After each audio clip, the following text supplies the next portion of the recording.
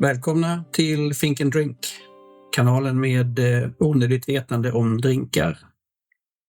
Låt mig direkt förklara att det här är alltså del 2 av det första avsnittet om Rusty Nail.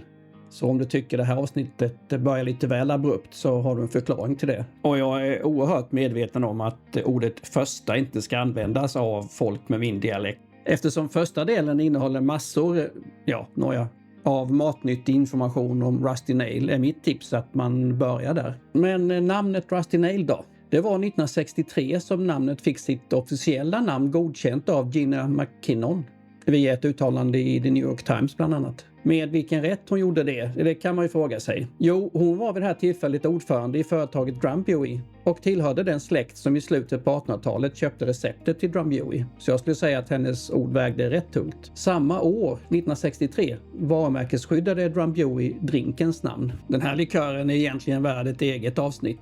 Den är väldigt intressant på egen hand med en skoj myt om dess ursprung från 1746 och reklamkampanjer som beskriver andra ursprungsmyter. Jag har väl i det närmaste redan bestämt att jag ska göra renodlade liköravsnitt i den här kanalen. Och ett sånt avsnitt kommer garanterat handla om likören i en Rusty Nail. En drink vars namn, likt så många andra, saknar en riktigt fastställd källa. Men frågar du mig tror jag namnet kommer av drinkens utseende. Ja, det är ju inte min egen teori utan det jag tror mest på. Färgen är lite rostig. Någon kanske skulle säga bärnstensfärgad. Men denne någon är absolut inte jag. För bärnsten kan ju i princip ha vilken färg som helst. Utöver den honungsgula har jag sett vita, blåa, helt röda och gröna stenar. Fast gröna säger de är färgad bärnsten. Men jag har aldrig sett en blå whisky.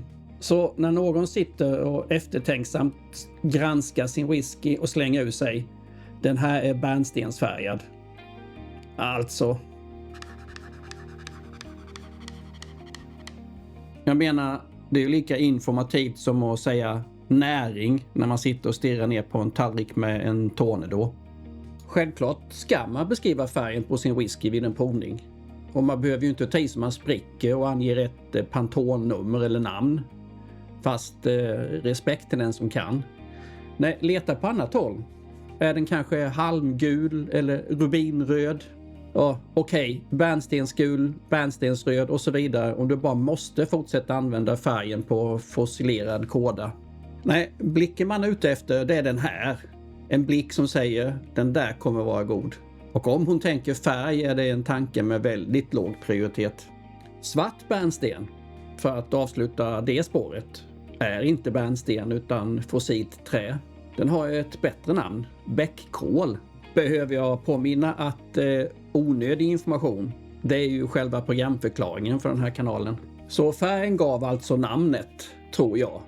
Skulle världen nöja sig med en sån modest förklaring? Självklart inte.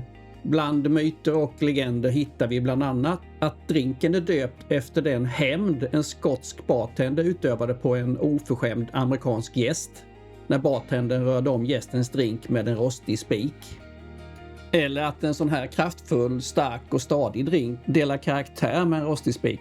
Sen har vi den om att lådorna som Drambuie levererades i var ihopspikade med rostiga spikar. Ja, stoppa här. Nu ska jag prova IBAs recept på en Rusty Nail. Den är ju riktigt god. Något jag redan visste självklart. IBAs recept får 5 av 6. Jag tycker mitt eget recept är bättre.